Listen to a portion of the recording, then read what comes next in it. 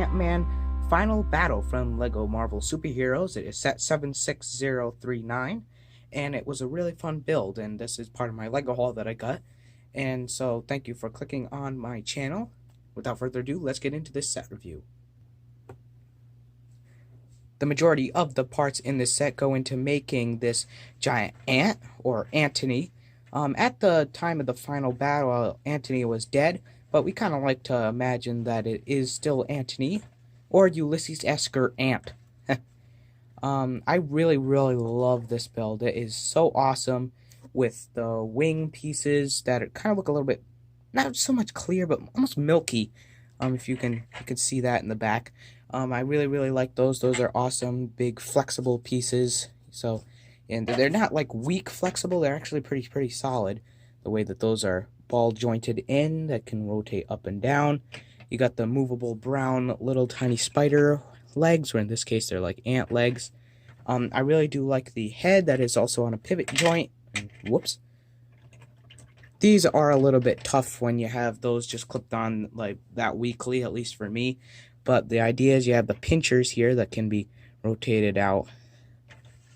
You got the little yellow stud. Doesn't really appear yellow to the camera, but it is yellow. A trans yellow stud to represent the eye. And it's a really nice build. The middle section isn't that impressive, but I do like the abdomen. But, that's just so terrible. Why the pink? There is a little, I'm not sure where, I think they might have actually re-released the set or had it in a catalog to fix that in a little thing near the head also. But, this abdomen, moving the wings out of the way, can be pivoted up and down, so if you have it straight, and end up looking like that, or you could pivot it up, as I was saying, like that, as it originally was. And yeah, you can place a figure on top, like that.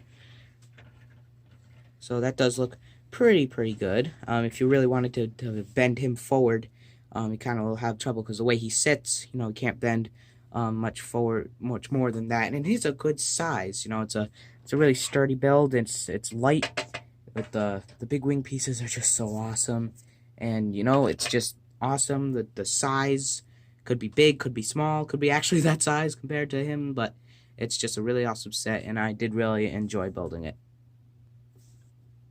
It does also come with this sub-assembly of giant Lego blocks, which is extremely awesome, and the idea here is you have your minifigure, which apparently shrunk down to the size of Lego bricks, and they also have, though this is cool, actual sized Lego bricks to go with this, the yellow tile and the red brick. My figure just fell down. But that's so awesome because you can arrange them the same way, and you can have him large and you can have him shrunk down, so it's just a really good. I love this set for like the various ways you can imagine the size of the scale that's going on here. So your idea, let me take these out of the way, is you have your little nail or screw here. They actually give you two of those two assemblies, which are really cool. So the idea is you put that in. You'll lean it back, just like this, and that went much farther than I expected, but that's why you have two. Yeah, so that's just held in by a little white life preserver piece, and then it's just on the little joint, but for their own thing, they really do look really cool, and I'm actually kind of glad that they put that in. I would have liked to see maybe something else. I don't exactly know what, but I think they did the best they could with that. They do actually even give you two small ant molds or pieces that just has a stud on the bottom. If the thing will focus, there we go. So that's really cool. It comes with two, and yeah, just again, awesome to imagine like the scale. Like maybe those are smaller ants, and this is really the size of this carpenter ant, or maybe they're shrunken ants, or maybe this one is enlarged. It's just so many possibilities with this set, which is why I really love it. Right now we're on to the minifigures, and this is the Antman included in this set, and it is a very interesting character. This was for the 2015 Antman. At the time of the recording of this video, it is very late. It is 2019, so we have 3 more Antmans after this one. We'll be showing you a comparison later on. But I really like this figure. It's very accurate. The leg printing's pretty good. I would have liked to see a little bit more than off to the side. The torso printing's amazing. Like, that's just like, totally see.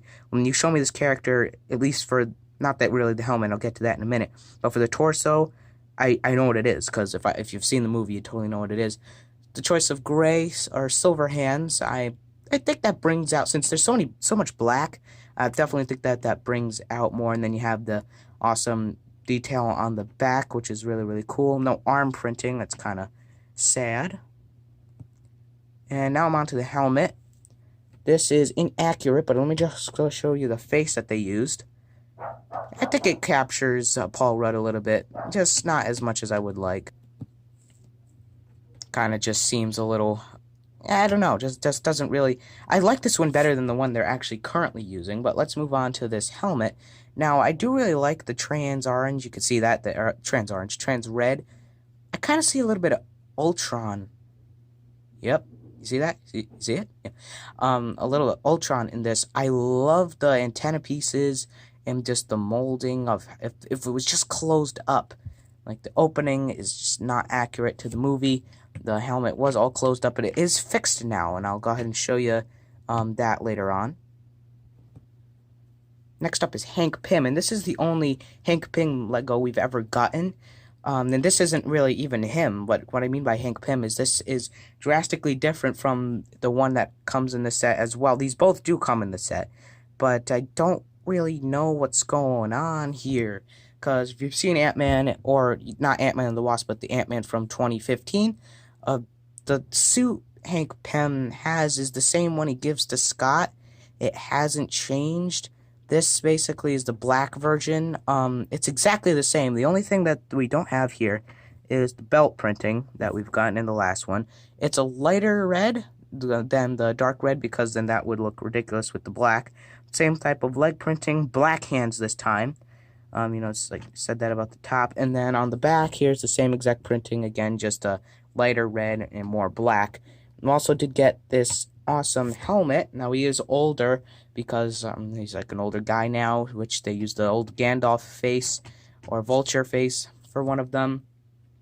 You also do have this awesome black helmet, which I really, really like. I think that looks really, really cool, opposed to the one we've gotten for the not only the 2015 but 2017 Ant-Man and the Wasp set, which is just basically the same exact helmet with the same exact trans red, just in black, and it is very, very cool, but it isn't accurate to the movie. I still do like the inclusion, actually. Next up is Yellow Jacket, or my favorite character or figure in this whole entire set. He's just so cool. The helmet is unbelievably awesome, but I'll get to that in a minute. Awesome detail on the back, just gunmetal gray color scheme, gunmetal gray arms, and I could have liked to see arm printing, but again, this set is older and really, I don't know, but I just would have liked to see arm printing, leg printing, very, very good. It's got kind of like the honeycomb kind of look, I guess, because he's supposed to be a Yellow Jacket. More detailing on the top. It just looks overall really, really good. The helmet is awesome. It's trans yellow and is very, very accurate in my opinion. That's what that looks like. It's just so awesome. I just love this helmet. So putting that aside, you do have the Lex Luthor, just regular random face. There's no secondary face, and he was bald in the movie, so they didn't include a hairpiece. Yellow Jacket does come up with this sub-assembly with the arms and the lasers that he had. It looks pretty good. It is brick built, but I'm not really a big fan of that tan brick down there. This just pops out to me, and it's a little bit bulky, and it doesn't really look that good. I mean, it's cool. It's maybe accurate a little bit, but it's got the two stud shooters on the side. If you don't know how those work, you just press the trigger on top, and the stud goes flying. Two yellow studs. They do give you a couple of extras with the set.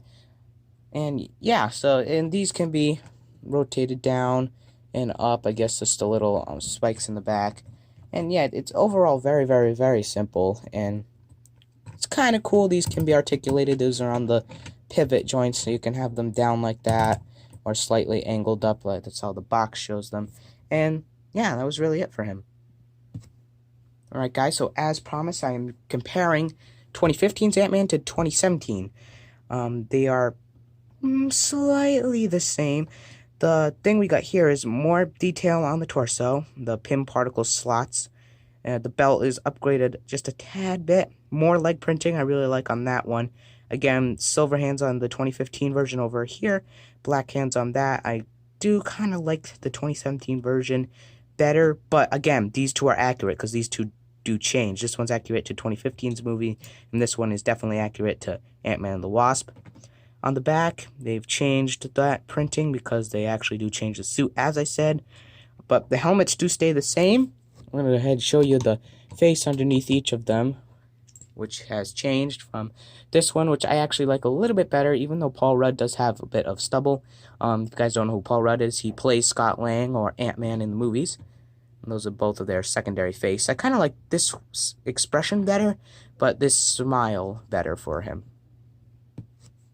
Here's the new helmet opposed to this one, which is fixed and doesn't have the opening, but we did have to sacrifice the trans red elements we got in this one for this one because it is just a closed mask. This is on the 2015 character.